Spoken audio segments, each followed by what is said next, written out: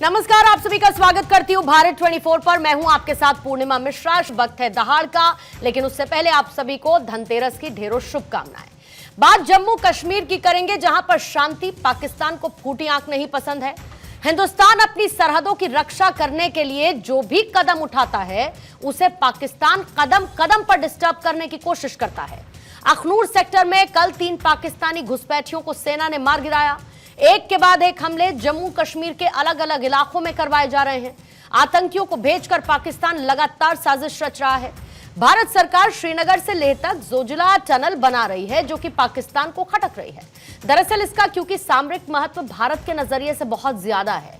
करीब 14 किलोमीटर लंबा यह टनल हर मौसम में आवाजाही के लिए खुला रहेगा, यानी कि ऑल वेदर टनल है। श्रीनगर से लेह तक जाना आसान और सेफ हो जाएगा। सालों भर लेह भारत से जुड़ा रहेगा और इस टनल के जरिए भारतीय सेना करगिल और द्रास होते हुए लेह तक पहुंच सकेगी। अत्याधुनिक खूबियों से लैस यह टनल भारत की सुरक्षा के नजरिए से पाकिस्तान के लिए किरकिरी बना है। यह सुरंग पीओके के बेहद करीब से गुजरेगी। आप याद कीजिए 20 अक्टूबर की वो रात जब आतंकियों ने इस टनल में काम कर रहे मजदूरों पर अंधाधुंध फायरिंग कर दी थी। मजदूर अपने मेस में खाना खा रहे थे और तभी इस वारदात को अंजाम दिया गया। इस मामले में एक स्थानीय डॉक्टर समेत 7 लोगों की मौत हुई थी और इनमें से 6 लोग जम्मू कश्मीर से बाहर के थे, मजदूर थे। जोजिला पास टनल बन जाने के बाद न सिर्फ हर मौसम में आवाजाही आसान होगी, बल्कि श्रीनगर से लेह तक का 3.5 घंटे का सफर सिर्फ 15 मिनट में पूरा किया जा सकेगा। इतना ही नहीं, इस टनल से सेना के बड़े टैंक गुजर सकते हैं और पाकिस्तान को इसकी भनक तक नहीं लगेगी। भारतीय सेना के मूवमेंट से लेकर स्ट्रैटेजी तक वो जान नहीं पाएंगे और इसीलिए पाकिस्तान को ये टनल खटक रही है। एक और बात आपको बताती हूं, Zoji La tunnel line of control को छूकर गुजरेगी। मतलब ये कि पाकिस्तान को डर है कि कहीं उसके हाथ से पीओके चला ना जाए, जो कि एक ना एक दिन जाना भी है। भारत का जो हिस्सा वो हथियाए बैठा है, वो लौटाना तो होगा ही। 16 अक्टूबर को जम्मू कश्मीर में नई सरकार का गठन हुआ। उसके बाद से आतंकी हमलों में बढ़ोतरी हुई है और पाकिस्तान हर मोर्चे पर शिकस्त झेल रहा है। वो ये कभी नहीं चाहता कि जम्मू कश्मीर में जमहूरियत की जीत हो, लिहाजा उसकी बौखलाहट समझी भी जा सकती है।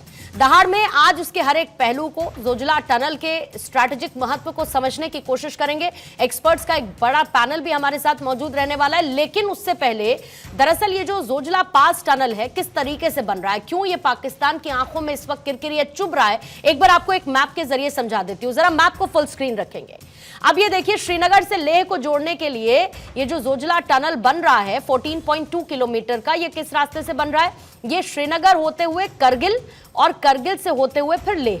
पहले ये स्ट्रेट अवे एनएच जो था ये बर्फ से ढका रहता था और जाहिर है कि इसमें आवाजाही में समस्या होती थी। और दूसरा जो ऊपर की तरफ आप येलो पार्ट देख रहे हैं, डार्क येलो, यहां पर है पीओके। ये वो भारत का हिस्सा है जिसको कि पाकिस्तान ने हथिया रखा है। अब जाहिर है कि पीओके की वजह से सीधे सीधे नजर रहती थी करगिल से लेकर लेह श्रीनगर उस एनएच के थ्रू मूवमेंट पर पाकिस्तान की। लेकिन जब ये टनल बन जाएगी तो ये पूरी तरीके से कवर्ड है।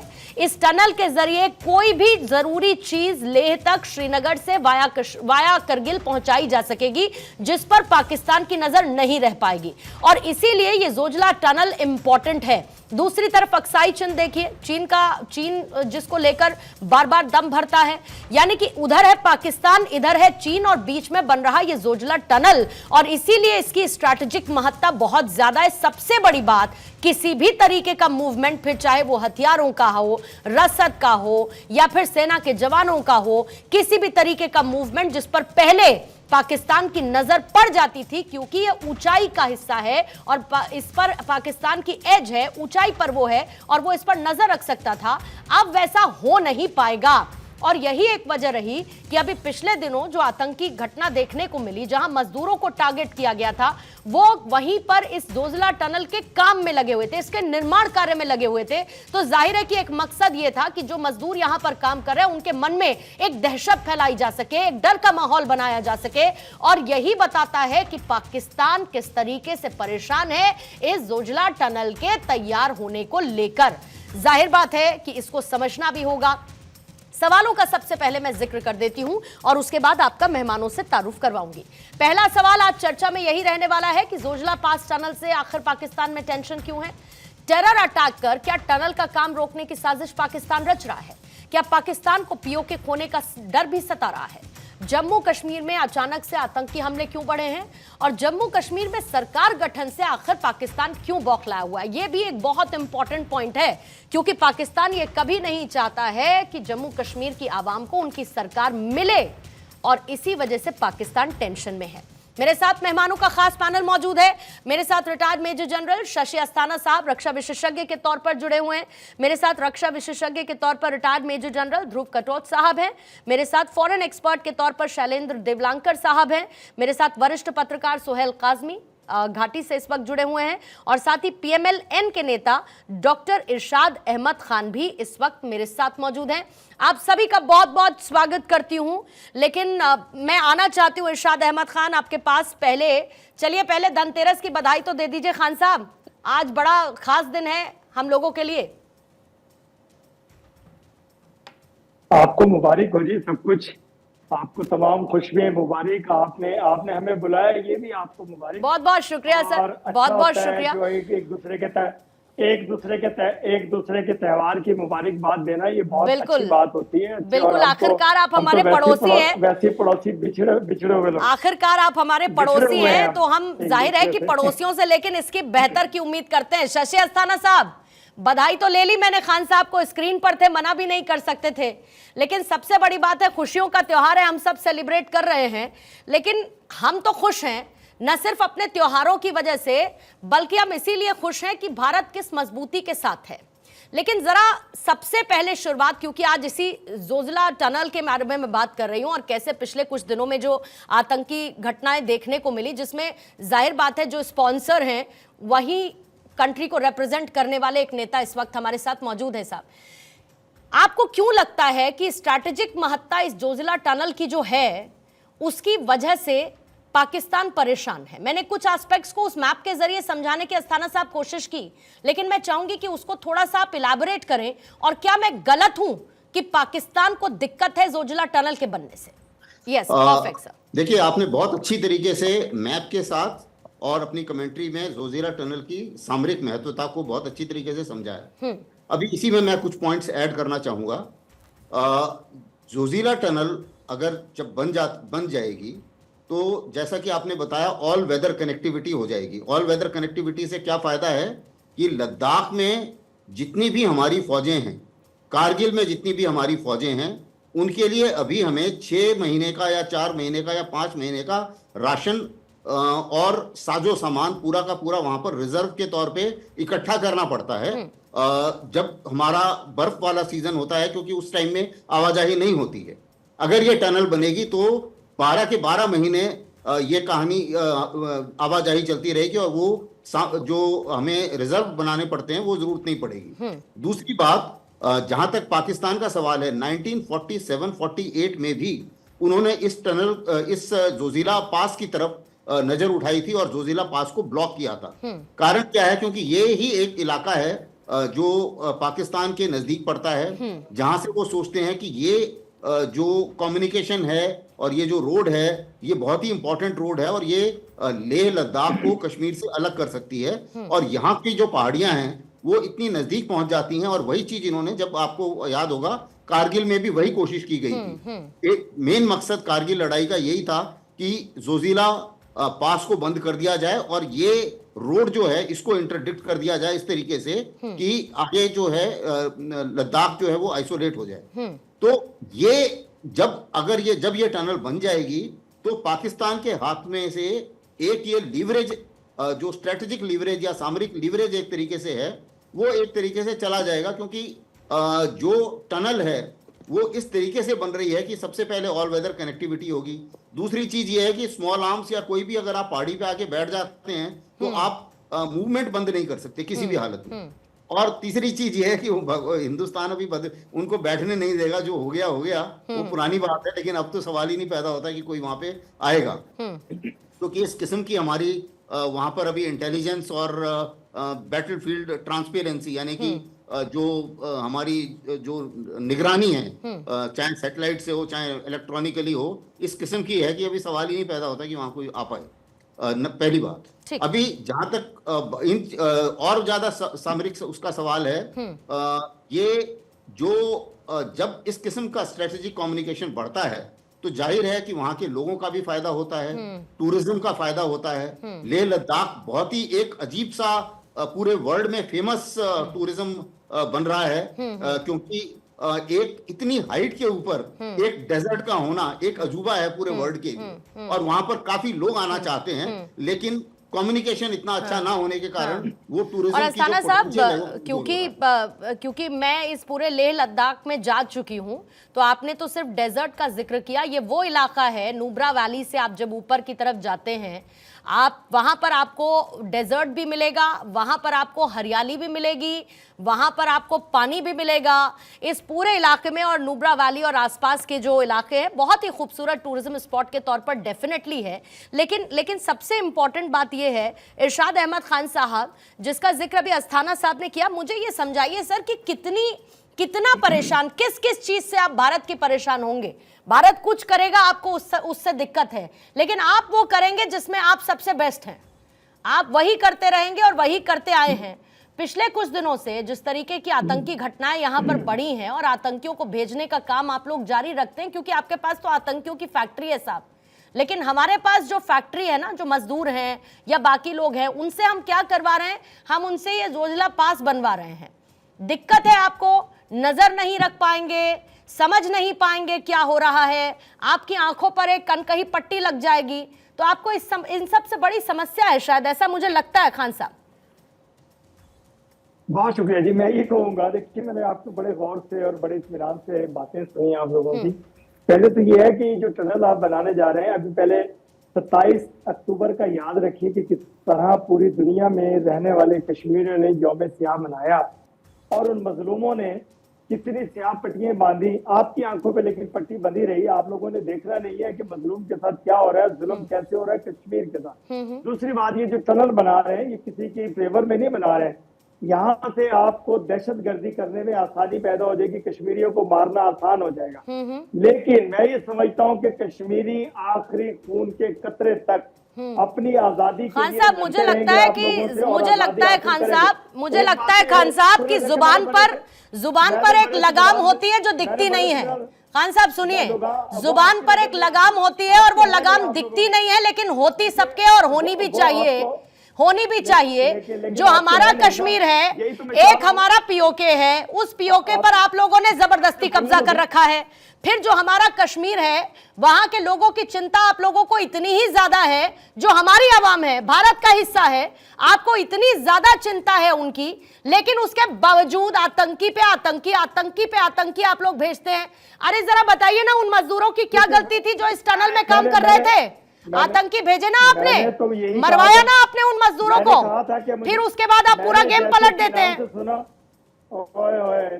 देखें अभी तो कुछ कहा ही नहीं, मैंने तो चीखें मारी। मैंने इसीलिए तो कहा ना कि जबान पर लगाम दिखती नहीं है, पर होनी चाहिए।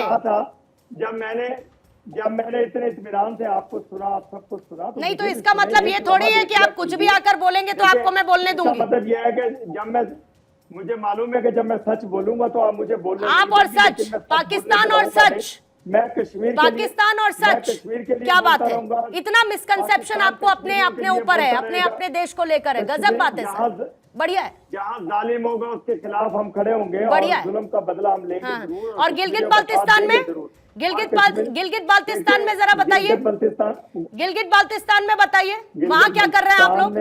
देखें आप मुझे देखें, इतना पुरअमन और अरे इतना झूठ बोलना बंद कीजिए ना खान साहब, इतना डबल स्टैंडर्ड आप लोगों में है ना, आप लोगों के अंदर इतना डबल स्टैंडर्ड है, बड़ा आपको जहां पर जुल्म दिखता है आप उसके खिलाफ खड़े हो जाते हैं। अपने यहाँ देश में तो आप जुल्म खत्म नहीं कर पा रहे, आपका अपना पाला हुआ द रेजिस्टेंस फोर्स आपके यहाँ पर पुलिसकर्मियों को मार देता है थाने में हमला करते हुए। गिलगित बाल्तिस्तान में लोगों पर जिस तरीके से हमले होते हैं, उनकी हालत खराब है, आपसे वो भी नहीं संभाले जा रहे। दूसरे की जगह पर पीओके पर आप कब्जा करके बैठे हैं। करगिल में आपकी नजर यूं गड़ी रहती है कि जरा हम देखें कि क्या कर रहे हैं ये लोग। मैं इतना नहीं बोला जितना खुद से बोल रही हैं आप। नहीं, मैं तो आपको आपकी हकीकत बता रही हूँ, क्योंकि आपको दिखाई नहीं देगी ना, आपको दिखाई नहीं देगी।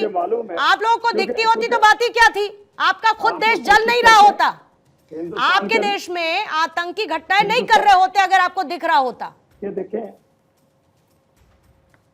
अरे आप देखें साहब, मैं क्या देखूं? एंकर हैं, आप देखिए, आप देखिए, आप मुझे दोनों मैं एक इंडियन हूँ, भारतीय हूँ, मैं एक भारतीय हूँ खान साहब, मैं एक भारतीय हूँ, और आप कुछ भी अगर बोलेंगे जो आउट ऑफ लाइन होगा तो आपको मैं यहाँ पर उसी तरीके से जवाब दूंगी। पाकिस्तान के लिए, मैं आपको उसी तरीके से जवाब दूंगी। देखिए मैं पाकिस्तान, देखिए आपको जब जवाब लेना है तो जवाब सुन के दीजिए ना जवाब। ये हाँ, तो कुछ भी मत बोलिए, मेरे बोलने के ऊपर आप बोलती रहे। मैं कह रहा हूँ कि मैं पाकिस्तान के लिए बोलूंगा, मैं कश्मीर के लिए बोलूंगा, मैं मजलूम के लिए बोलूंगा, क्योंकि मैं बोलने के लिए आया हूँ, मैं जवाब देने के लिए आया हूँ। आपने टनल की बात की, मैंने कहा आपको दहशतगर्दी आसान हो जाएगी, वहां से कश्मीरियों को मारना आसान हो जाएगा, वहां से आपको देखिए इतने कश्मीरी नहीं जितनी आपने फौज वहां मौजूद है आपकी मकबूजा कश्मीर में।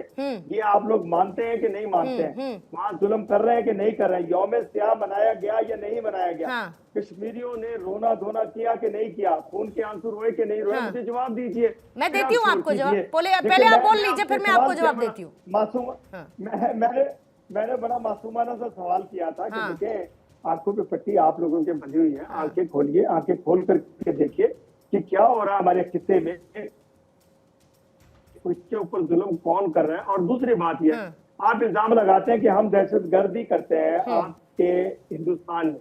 आप मुझे ये बताइए कि आपके इतने इदारे हैं, आपकी एजेंसी इतनी ताकतवर कहते हैं आप उसको, हालांकि ताकतवर तो हमारी आईएसआई है अल्हम्दुलिल्लाह, और आईएसआई को दुनिया मानती है। ऐसा है जो आपके यहाँ पर तख्ता पलट कर देती है, चुनी हुई सरकार को उखाड़ कर फेंक देती है। बिल्कुल सही बात है, बहुत मजबूत है आपकी आईएसआई। आपकी मैं वही कह रहा हूँ, सरकारें भी नहीं चलने देती, एजेंसी नहीं होती, हो सकती। दूसरी बात यह है कि जब आपकी एजेंसी मौजूद हैं तो कैसे दहशतगर्द आपके हिंदुस्तान में घुस जाए। दूसरी बात कहते हैं आप कश्मीर को अपनी सरहद, कश्मीर आपकी सरहद नहीं है, वो कश्मीर मकबूजा कश्मीर की सरहद है। ख्याली पुलाव पकाते रहिए, लेते हैं आपसे, ख्याली पुलाव पकाते रहिए और आप ही खाइए, किसी को पता भी नहीं चलेगा पके भी थे।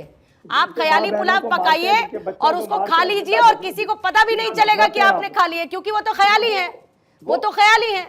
ठीक है, ठीक है, चलिए मुझे, ठीक है साहब, आपका पॉइंट क्लियर है, आपका पॉइंट क्लियर है। ध्रुव कटौल साहब आपको लाती हूँ, फिर उसके बाद मैं शैलेंद्र वांकर जी आपके पास आऊंगी, काजमी साहब फिर आपके पास आती हूँ। ध्रुव कटौल साहब, जो कुछ भी अभी खान साहब ने कहा मुझे बड़ी तकलीफ है उससे, क्योंकि इनका काम सिर्फ यही है बैठकर प्रोपेगेंडा फैलाएं, बार बार कश्मीर के नाम पर रोना रोएं, बार बार ये कहें कि कश्मीर में ये हो रहा है, कश्मीर में वो हो रहा है।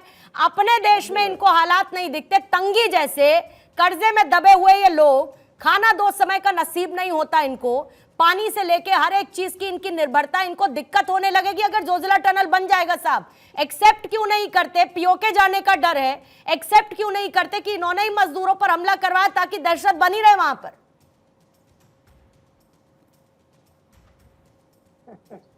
आप लोग दहशतगर्द। ध्रुव कटौल सर, आप भी अनम्यूट शायद आपको करना पड़ेगा सर। हाँ, नहीं, एक बार आपकी आवाज नहीं आ रही, टीम जरा इनको चेक करेंगे। ठीक है, एक बार मैं आपको कटौल साहब फिर से कनेक्ट करवाती हूँ, मैं फिर से आपको कनेक्ट करवाती हूँ। दूसरों के बारे में खान साहब रुक जाइए, बोलिए मत। शैलेंद्र वांकर जी, मेरा सेम सवाल आप ही से है सर।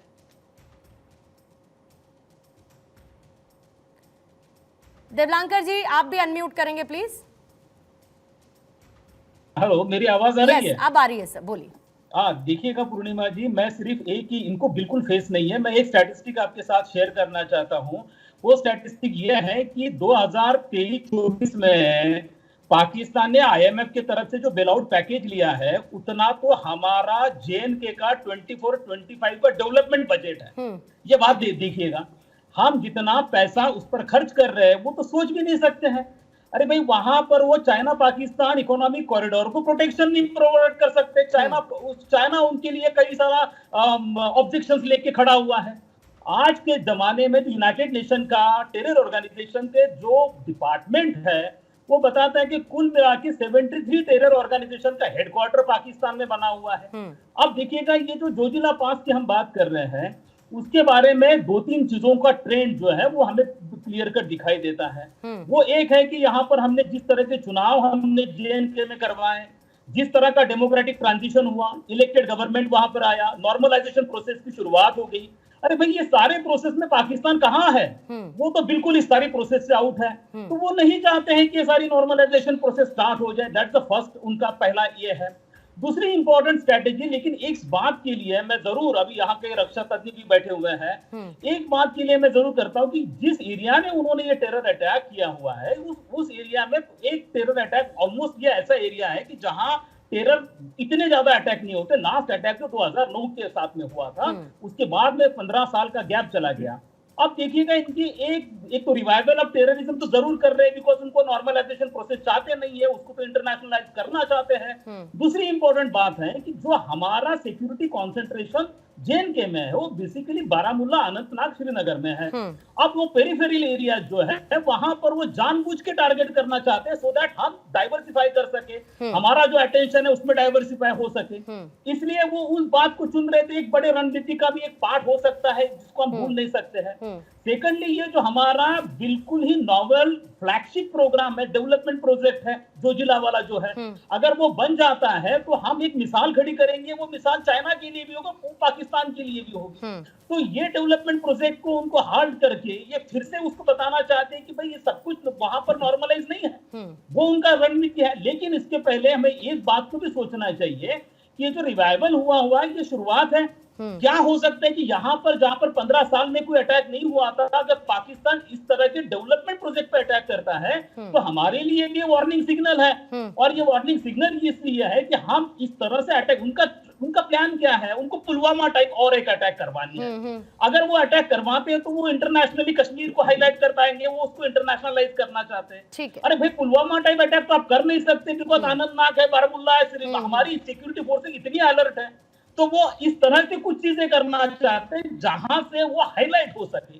वो अपना जो टेरर ऑर्गेनाइजेशन लश्कर तैयबा हो या उनका रेजिस्टेंस फोर्स हो, जो पाक स्पॉन्सर्ड प्रॉक्सीज है, वो अपने रिलेवेंस को रीस्टैब्लिश करना चाहते हैं। और रीस्टैब्लिश करने के लिए वो ऐसे ही ठिकानों को चुनेंगे जहां पर उनका, हमारी सब इंडिया की नजर वहां पर चले जाएंगी। जैसे मजदूरों का अब निधन हुआ है, तो वो जानबूझकर ऐसे ही टारगेट चुनेंगे आने वाले टाइम में। इसलिए हमें देखना पड़ेगा कि ये हमारा सिंगल प्रोजेक्ट नहीं है, इसके बाद में भी हमारे कई डेवलपमेंट प्रोजेक्ट चल रहे हैं। शिंकुला टनल है सर, जरूर शिंकुला टनल है, और दूसरी तरफ फिर आपका जांस्कर घाटी है। वहां इसके अलावा ऐसे बहुत सारे प्रोजेक्ट्स हैं जिस पर भारत काम कर रहा है, और जाहिर है कि पाकिस्तान को उससे टेंशन है। सोहेल काजमी जी आपके पास आते हो, और जैसे ही मेरे साथ ध्रुव कटोच जी जुड़ेंगे, मुझे प्लीज बताइएगा।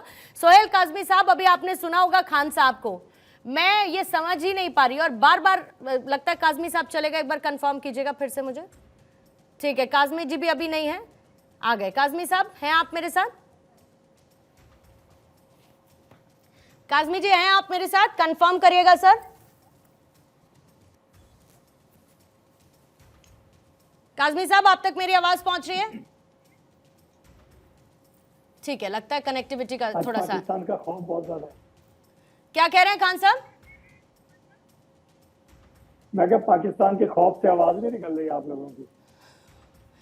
व्हाट अ जोक खान साहब, व्हाट अ जोक, मजे का है, मजे का। What a joke. अच्छा है ना? चलिए, आपने मिड ऑफ द डिबेट एक जोक मारा, हम सबको हंसी आई, बहुत बहुत शुक्रिया उसके लिए आपका।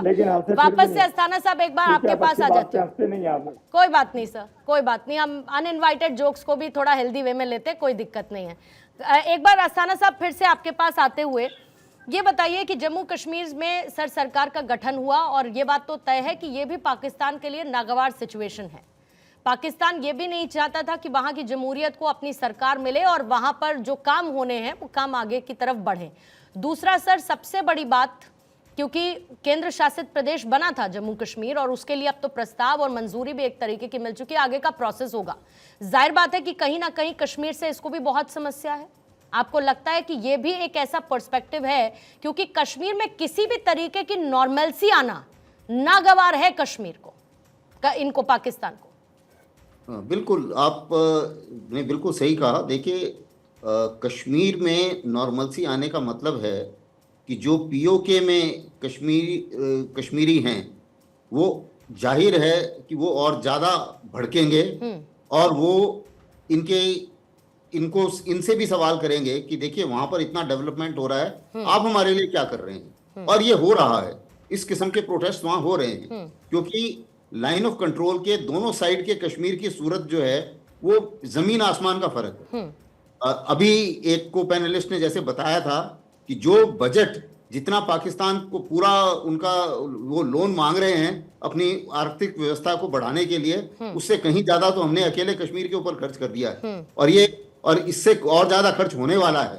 तो उससे जाहिर है कि पूरी सूरत हाल कश्मीर के तो पूरे बदल ही रहे हैं। ये एक बात है।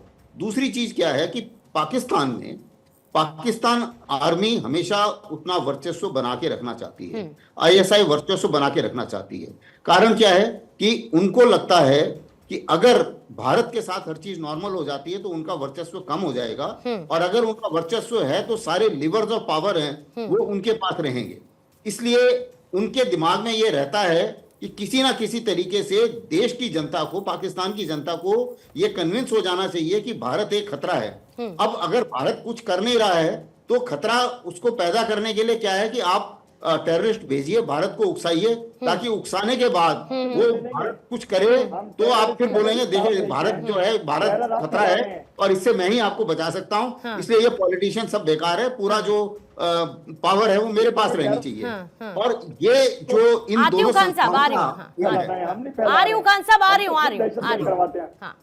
पहले इनकी बात हो जाने संस्थाओं का यही एम रहता है, और इस कारण से टेररिज्म इनको सूट करता है। उसी साथ साथ टेररिज्म एक इंडस्ट्री भी बन गया है, क्योंकि अभी उस इंडस्ट्री में काफी सारे लोग हैं, नार्को टेररिज्म जिसे बोलते हैं, उसका भी जो पैसा है वो भी एक इंडस्ट्री के तौर पे काफी सारे इनको अभी मैं तो नहीं बोल रहा हूँ, इन्हीं के खुद के प्रेसिडेंट मुशर्रफ साहब बोलते थे कि जी ये तो हमारे स्ट्रेटेजिक एसेट हैं जो टेररिस्ट हैं, और उसको वो इंस्ट्रूमेंट ऑफ वॉर की तरह इस्तेमाल करते हैं। तो ये सबकी इन्हीं के लीडर्स की सारी स्टेटमेंट्स हैं। इसमें कोई और फिर ये कहते हैं कि हम बोलते हैं, ये खुद ही बोलते हैं और फिर ये कहते हैं कि हम बोलते हैं। अगर हेडलाइंस रेडी हो तो मुझे बताइएगा, क्योंकि खान साहब से फिर मुझे काउंटर लेना होगा, और काजमी साहब भी इसी बीच में जुड़ चुके हैं।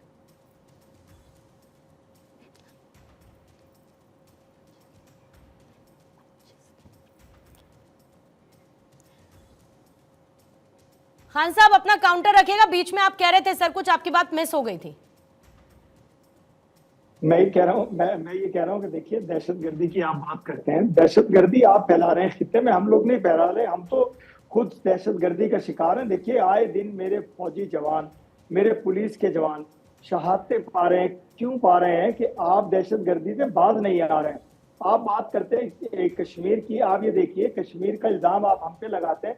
आपने कब पाकिस्तानी किसी को पकड़ा, वहां किसी दहशतगर्द को पकड़ा कि पाकिस्तान से आया और आपके पास कुछ सबूत है?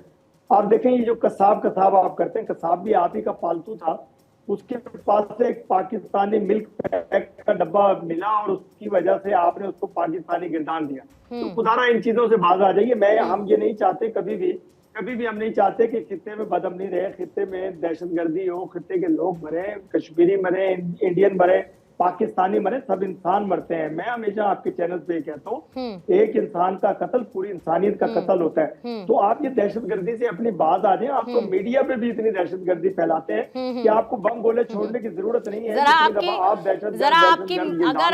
अगर आपकी मीडिया का कच्चा चिट्ठा खोलना शुरू किया ना खान साहब, तो आपका कच्चा चिट्ठा खुल जाएगा। अच्छा हो जाएगा सब। आपकी मीडिया, आपको यहाँ की मीडिया, आपको हमारे कश्मीर की बड़ी चिंता है, लेकिन आपकी मीडिया का अगर कच्चा चिट्ठा खोलना शुरू किया ना तो आपके लिए बड़ी समस्या हो जाएगी। बहुत बहुत ज्यादा दिक्कत है उन लोगों को आपसे। अगर इसे आप दहशतगर्दी का, अगर सवाल पूछने को आप दहशतगर्दी का नाम देते हैं तो फिर आपकी सोच आपको मुबारक, आपकी सोच फिर आपको मुबारक। देखिए जल्दी से कटौत साहब आपको लेकर आऊंगी सर, आपके पहले कमेंट के लिए और साथ ही उस काउंटर के लिए जो अभी खान साहब ने कहा। पूर्णिमा जी मेरी आवाज आ रही है अभी? जी सर आप ही की, हाँ बोलिए। अच्छा, एक तो नमस्कार। सबसे पहले मैं ये कहना चाहता हूँ जो खान साहब ने बात की है इसका तो मैं थोड़ा जवाब देना चाहता हूँ। पाकिस्तान की इतनी बुरी हालत है क्योंकि ये टेररिज्म का जो फाउंटेन हेड है उसी को कहते हैं, और इस समय पर पाकिस्तान में गिलगित बाल्टिस्तान में, खैबर पख्तूनख्वा में, सिंध में, आप कोई भी इलाका पाकिस्तान का ले लो, वहां पर दहशतगर्दी फैली हुई है और ये इन्होंने खुद ही पाली हुई है। इतनी बुरी हालत है पाकिस्तान की अभी उनके इंटरनल सिक्योरिटी सिचुएशन का कि उनकी सरकार भी इसका फैसला नहीं लगा सकती है और उनकी सेना, पाकिस्तानी सेना उसका मुकाबला नहीं कर सकती है। अभी हम आते हैं भारत के बारे में।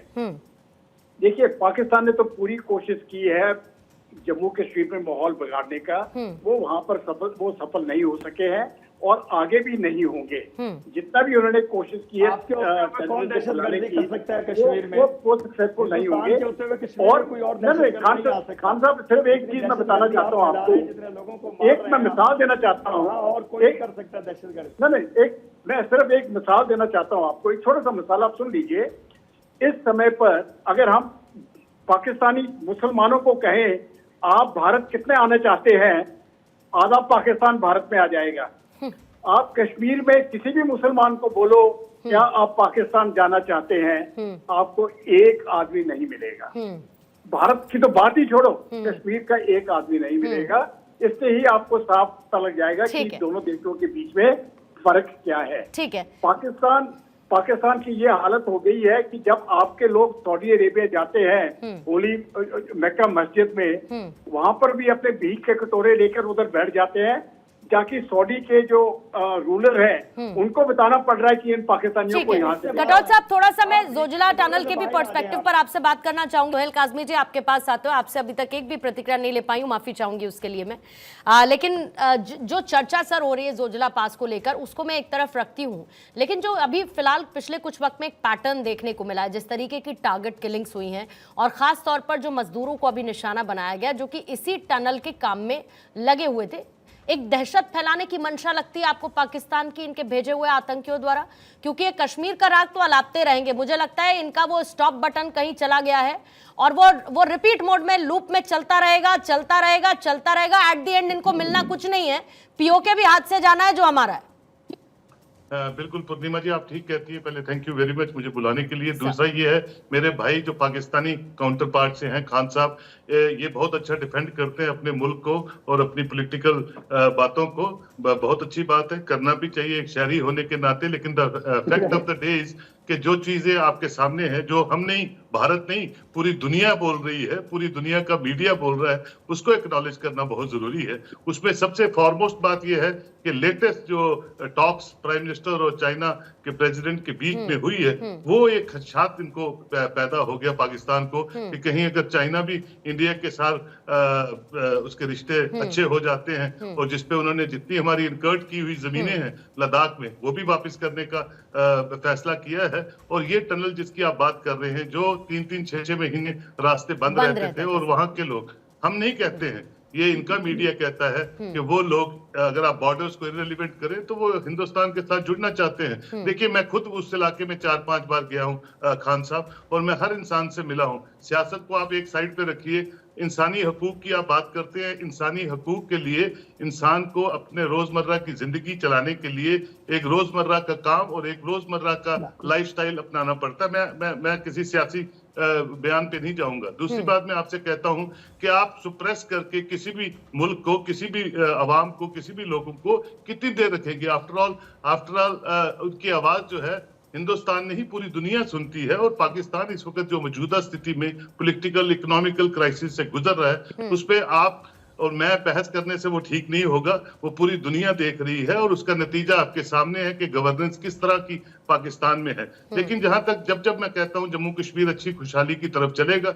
जमहूरियत जब यहाँ खुशहाली से चलेगी, पाकिस्तान फ्रस्ट्रेट होगा। हम आपके बॉर्डर्स नहीं बदल सकते हैं। आप 200-300 पॉइंट्स पे हमारे साथ मिलते हैं। आपको सुबह से शाम तक एक ही काम है, जम्मू कश्मीर को डिस्टर्ब करना, इन्फ्लिट्रेट करना, सीज फायर वायलेशंस करना। आप करते रहिए। हमारी पैरामिलिट्री फोर्सेस बड़ी सक्षम है। और सबसे खूबसूरत चीज ये है कि जम्मू कश्मीर की आवाम जो है वो अपनी सरकार के साथ है, सरकार के साथ हाथ मिला के अपनी खान साहब जवाब दे दीजिएगा। बस एक बात और जोड़ दे रही हूँ काज़मी साहब की बात में कि पड़ोसी भी नहीं बदल सकते, क्या कर सकते हैं? बोलिए खान साहब। देखिए मैं ये कहूंगा, ये अभी कह रहे थे कि वाकई किसी की मजलूम की आवाज नहीं दबाई जा सकती। मैं भी यही कह रहा हूँ, मैं झूठ तो नहीं बोल रहा हूँ। मैंने यही कहा कि कश्मीरियों की आवाज को दबा नहीं सकेंगे आप। 27 अक्टूबर को जो यौम स्याह मनाया गया, पूरी दुनिया में कश्मीरी जहां जहां भी है मौजूद, उनके बाजू पे पट्टी थी हिंदुस्तानियों की। अरे आंखों पे खान साहब पट्टी थी। जागिए सपने से, पट्टी खुल खान जाती। साहब सपने आप से लोगों को जागिए, मालूम होता कि कश्मीर खान की साहब तरह सपने एहतजाज से कर रहे हैं। जागिए जरा, कैसे आजादी उठ चाहते हैं जाइए आप, हिंदुस्तान जितना से, जल्दी कितना उठेंगे आप हकीकत लेना के कर उतना रहे हैं। करीब होंगे। UNO में भी उन्होंने खान अपनी साहब जितना application जल्दी दी। उठेंगे जैसे- हकीकत के जैसे उतना यासीन करीब मलिक को होंगे। नाजायज जाग आपने जाइए बंद किया आप, हुआ है। अपनी हुकूमत को भी उसको बोलिए बंदी जाग बनाना जाए, है। उसकी अपनी हुकूमत को भी बोलिए उसकी जाग तारीखें जाए। डालते हैं, उसको फांसी लगाना कश्मीर चाहते को हैं। उनकी सरकार उसकी मिल खातून जो चुकी उसकी है बेगम है बेचारी, और पाकिस्तान- कश्मीर के लोगों का, कश्मीरियों का भला हो रहा है। अपने घर में झांकिए, कितना बुरा है वहां पर। लेकिन यासीन मलिक को अरे अपने घर में झांकिए, आप लोगों को डिसोन करने की बहुत आदत है, आप लोगों को डिसोन करने की बहुत गंदी आदत है, पर खैर आपको सूट करता है तो आप करते रहेंगे ना। एक आतंकी संगठन को आप अपना बताएंगे, थोड़ी देर पहले कसाब को भी आपने कह दिया कि हमारा नहीं था। आप लोगों को डिसोन करने की आदत है, जरा जाग जाइए साहब, जाग जाइए, यासीन मलिक जाग जाइए। छोटी सी बच्ची और कश्मीर में अपनी नाक गुजरना बंद करिए, कश्मीर में अपनी नाक गुजरना बंद करिए। खान साहब अपना जरा देश देखिए, संभालिए, अपने घर को संभालिए, उनकी आवाम को संभालिए, छोड़ दीजिए, आपका नहीं है, इसीलिए कह रही हूँ जाग जाइए, इसीलिए कह रही हूँ जाग जाइए। ठीक है, यासीन मलिक को क्यों बंद किया हुआ आपने, मुझे जवाब अरे दीजिए। छोड़िए साहब, देखिए, एक टेररिस्ट को बंद नहीं करेंगे तो क्या करेंगे? हाँ। एक आदमी ने नहीं तो वो दो ये दो नहीं लोगों को करते हैं ना, मार ये वो नहीं करते हैं ना, इसीलिए इनको नहीं पता है ना काजमी साहब, ये नहीं कर सकते वो, इसलिए इनको नहीं पता है। कोई बात नहीं, अस्थाना साहब जल्दी से क्लोजिंग कमेंट सर आपसे लूंगी मैं। कश्मीर के लिए लड़ते हैं वो अपने अस्थाना साहब जल्दी से हाँ, क्लोजिंग कमेंट ओके सर। हाँ। ओके देखिए, चाहे कोई कुछ भी बोले, सवाल ये है कि यूनाइटेड नेशन की तरफ से जितने ज्यादा यूएन डेजिग्नेटेड टेररिस्ट, यानी कि यूएन की तरफ से मुकर्रर किए गए टेररिस्ट, वो मैंने नहीं किए, वो भारत ने नहीं किए, हाँ। यूएन ने जिनको नाम दिया है वो सबसे ज्यादा पाकिस्तान में है। उसी मुताबिक आपने, क्योंकि टेररिस्ट आपने पाले, अभी उन्होंने अपनी बंदूकें आपकी तरफ बढ़ा दी हैं, टीटीपी आप ही की फौज को मार रही है, तो ये जो टेररिस्ट को मदद करने का जो जज्बा है उससे फायदा कभी भी नहीं हुआ है, ना होगा, और पाकिस्तान नुकसान ही झेल रहा है और उसकी आवाम वो नुकसान झेलती ही रहेगी। हम यही कह सकते हैं कि आप लोगों को बेस्ट ऑफ लक ही बोल सकते हैं, क्योंकि अगर आप इस चीज से बाज नहीं आएंगे तो और ज्यादा आप लोगों को मांगना पड़ेगा बाकियों से अपनी अवाम को रोटी खिलाने के लिए। ठीक है, और जाहिर है कि भारत अपने आप को हर कदम पर मजबूत करता रहेगा, जैसा कि करता रहा है पिछले कुछ दिनों में, और आने वाले वक्त में भी भारत अपने आप को उस मजबूती से रखेगा कि इस आतंकवाद का जवाब दिया जा सके और पाकिस्तान को भी आईना दिखाया जा सके।